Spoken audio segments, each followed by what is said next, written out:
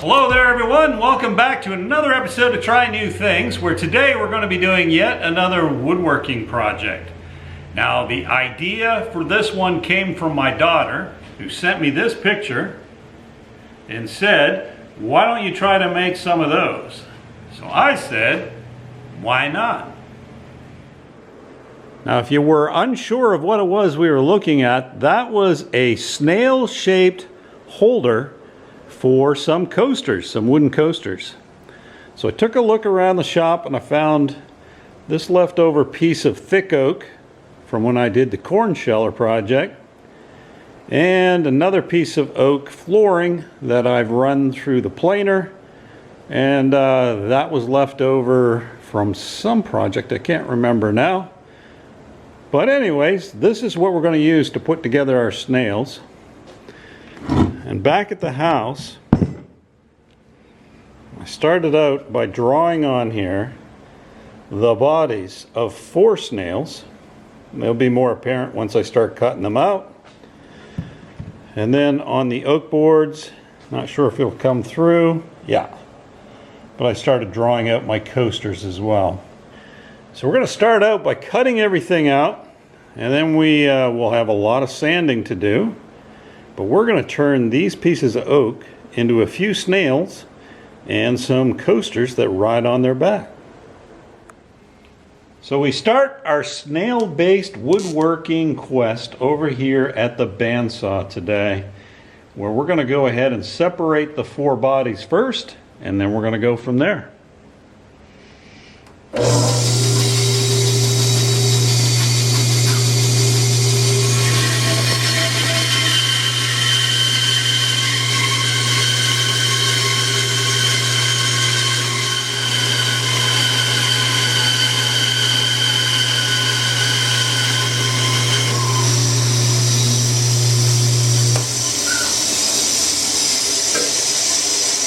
So there is one individual snail body,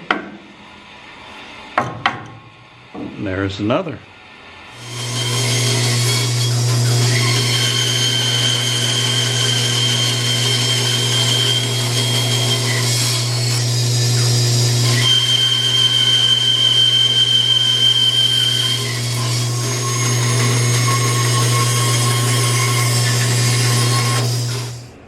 So after going through the bandsaw, we now have 4 rough cut snail bodies and 4 sets of coasters that'll sit in the old snail saddle. So this next bit is going to get quite noisy, so I'm going to play a little bit of music for you. But what we're doing is trying to rough shape the cylindrical shape of a snail. And we're doing that on the 6-inch belt sander.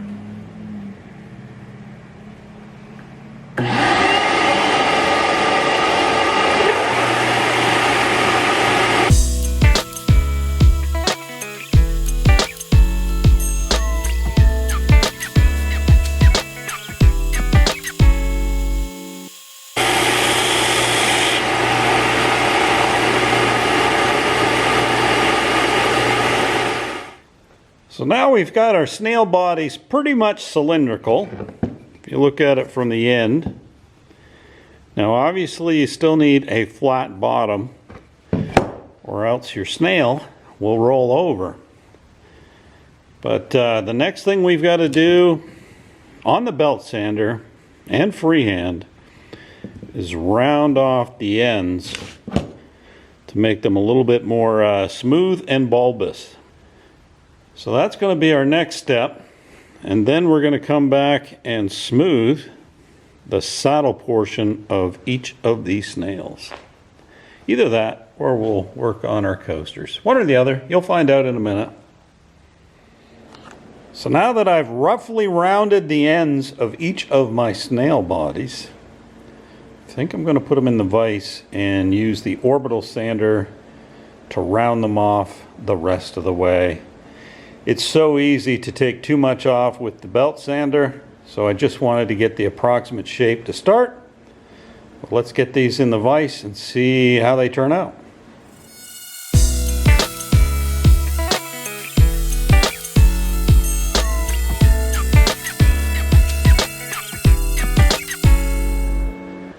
All right, the next step in our snail build is to smooth out the snail saddle. And to do that, we're going to be using our orbital sander. We just got at Harbor Freight.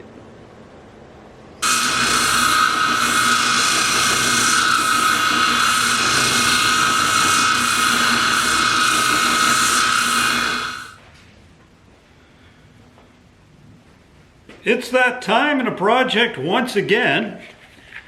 It's stain time. And for the bodies of the snails, I am going to be using golden oak. But when we get to the coasters, I'm going to surprise you with a different choice of color. But anyway, let's go ahead and get these stained up and get them ready for some clear coat. Then we'll move on to the coasters.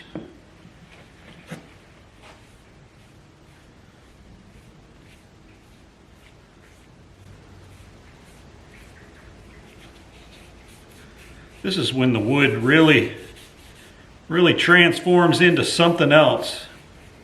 It gets so much closer to a finished product when you get that stain on there.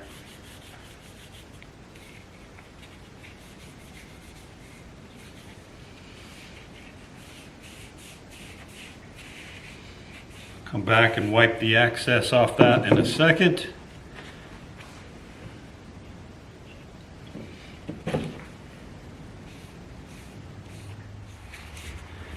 Hopefully these turn out good enough that my daughter will be happy with the end result, since it was her idea, and I'm fairly certain that if they do turn out, she's going to want to confiscate a set.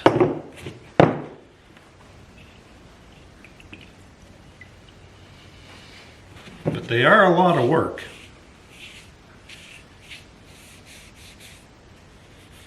Probably a couple hours for sure, and I'm not even done yet in each one of these, given the tool setup that I have. Now if you've got like a CNC machine or something that can spit these out quickly, that would be a lot better, but most all of the shaping that I did was on the belt sander, and that took a while and caused a lot of dust. But there, we've got all four of them stained. We'll just wipe off the excess and then I'll check back in with you.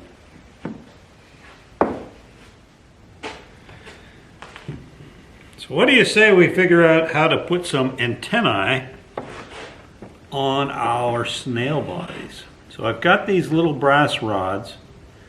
My intention is to drill a hole, 2 holes in each snail, and then mount a little antennae on there. The first thing we've got to do is drill our holes.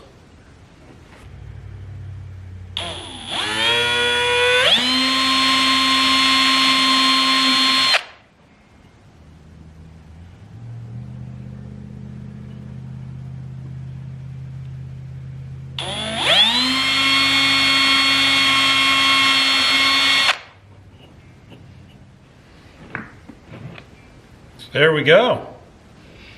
Well, we got to stain up our eyeballs, or antennae balls, and get them ready to glue everything together. But first, we're going to wax our snail bodies. So for this, we're using some beeswax polish.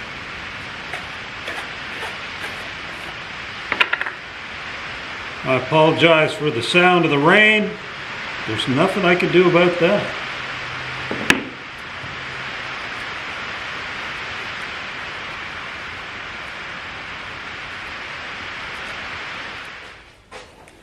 So here are the little magnets I'm going to be using. Can't remember what size they are specifically. 7/16, I think.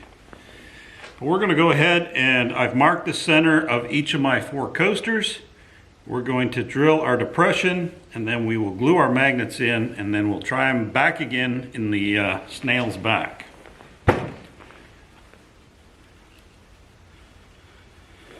Once we're done with that, we'll go ahead and give these a final sanding, and then I'll check back in with you. But let's go ahead and drill those holes first.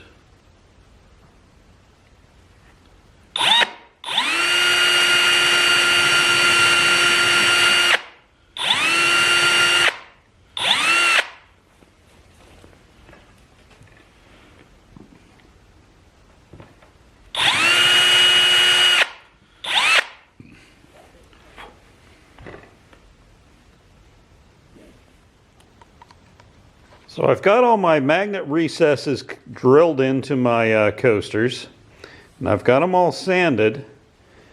Now what I wanted was some real contrast between the snail body and the coasters.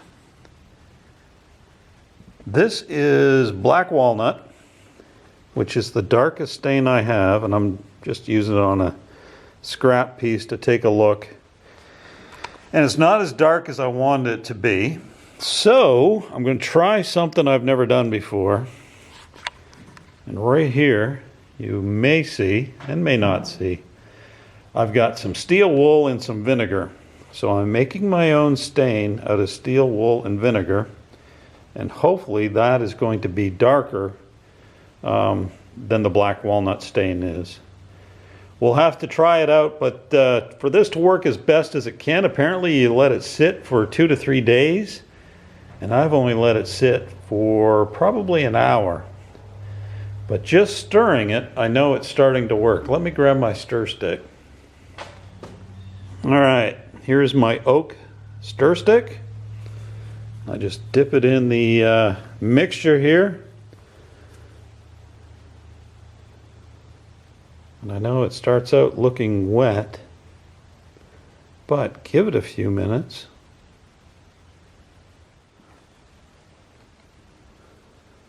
So there we are after about 5 minutes, and you can see that it's already starting to darken. Here's the other end that I stirred with earlier, and it's really getting dark. So I'm going to wait a couple days on the vinegar and steel wool wood stain. And then we're going to try it out on a coaster and see if we get the contrast that I'm looking for. If not, I'm going to have to go with black walnut and call it a day. There is a bit of contrast there, but not as much as I was looking for. All right, so in the last clip, you saw me mixing up this batch of vinegar and steel wool to make my own wood stain. Well, it's now a couple days later. It's time to remove the steel wool, filter it through a coffee filter, and then try it out on the oak and see what we ended up with. What do you say? All right, we've got our coffee filter. We've got a glass jar to put it in. We're just going to filter it out to get rid of any of the little pieces of steel wool.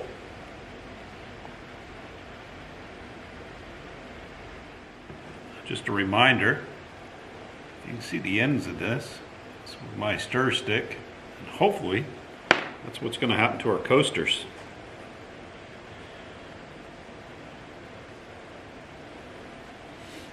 So we'll give that a minute to filter through, and then we'll try it out on a test piece. So here is the before of our little oak disc test piece. We're just going to use a paintbrush to put on the vinegar and steel wool finish, and we'll leave it for a bit to see how it oxidizes.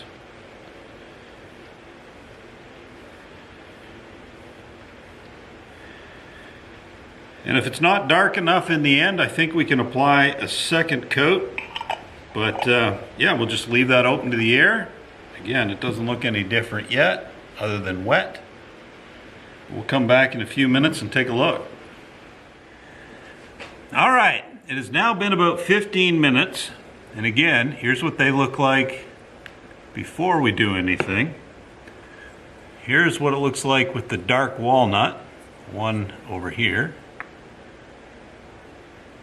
And here is the one that we put the vinegar and steel wool mix on. And you can see just how dark of kind of a charcoal color it is.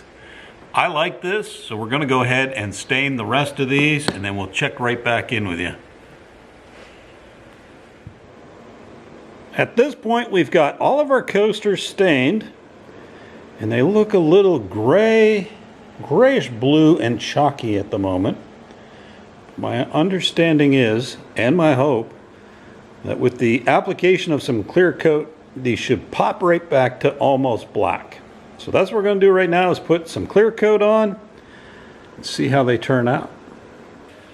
All right, fingers crossed, these turn back to black.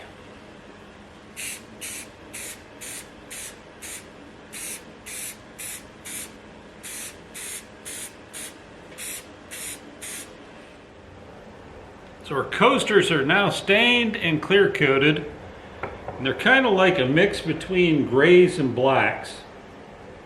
I do kind of like them. But now it's time to insert our magnet. So if you remember, on opposing coasters, we put a recess in the center to take a magnet. And then we're going to have to really wait for these to be dry before we stick them together. Otherwise, when you go to pull them apart, magnet's going to pull out of one side. Let's go ahead and get those magnets installed.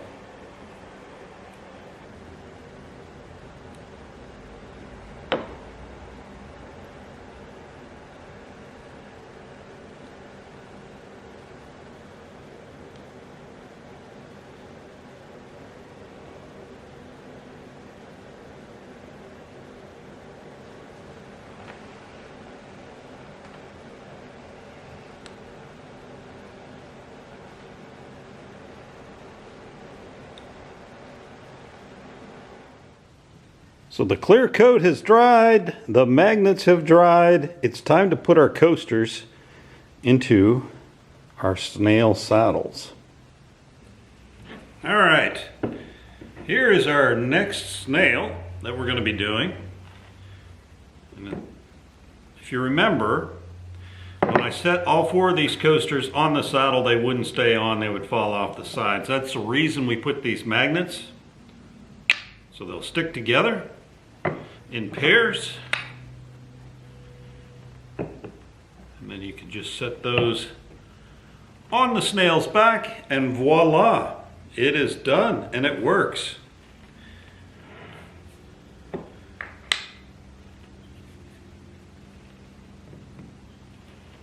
And there we have it.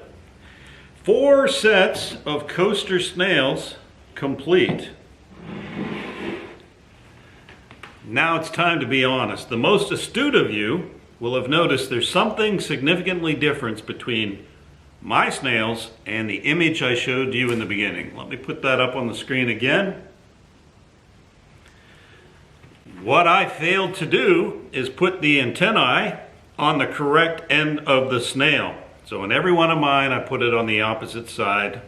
The antennae is supposed to be on the long side of the body, away from the shell, according to the photo. I think they turned out okay. I like how they look, which is good, because it's too late to fix it. Now my wife's already spoken up for one of these. I'm hoping my daughter speaks up for another, since it was her idea, and that'll leave me 2 to try to sell. I'm not going to be making any more of these. They're a lot of effort with the tools I have. But they did turn out fairly nice, and I'm quite happy with them. And that's all that really matters. Plus I had fun building them, which is even more important. But anyway, if you have any questions or comments about this video or any of my videos, please feel free to leave those below. I love to read them. Before you head out, give it a thumbs up, hit subscribe if you haven't, and we'll see you in the next video. Bye-bye. So now we're going to take a quick break to thank this week's sponsor.